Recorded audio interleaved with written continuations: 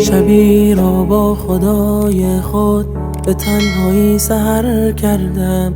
از این دنیا از این عالم به تنهایی گذر کردم. دلم ایران و سرگردان درون کوچه تردید.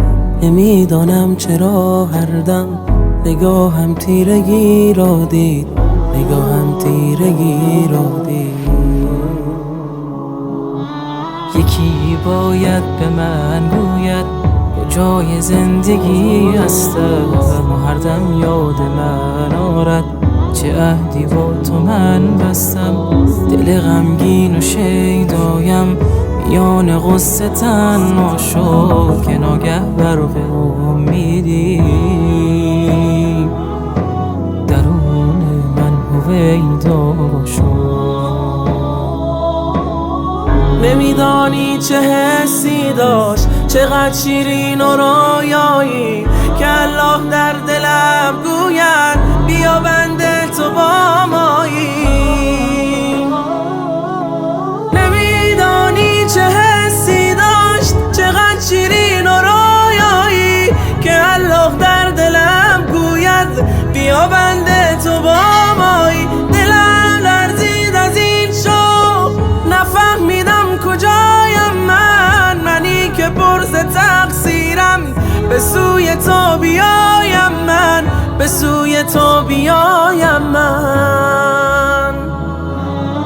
نشانم ده خدای من در راه سعادت را، تو یا رب روی من بگشا کلید استجابت را.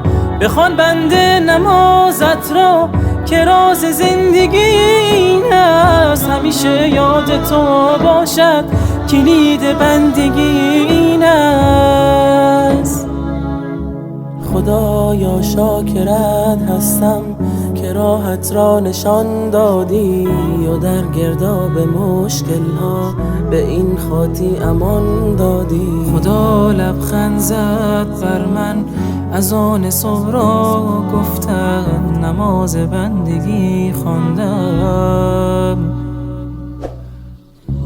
سیاهی های دل خفتم.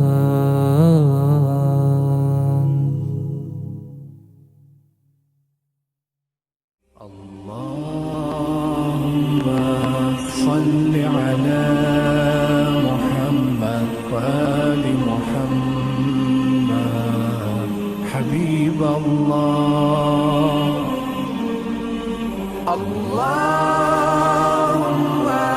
صل على محمد وآل محمد حبيب الله.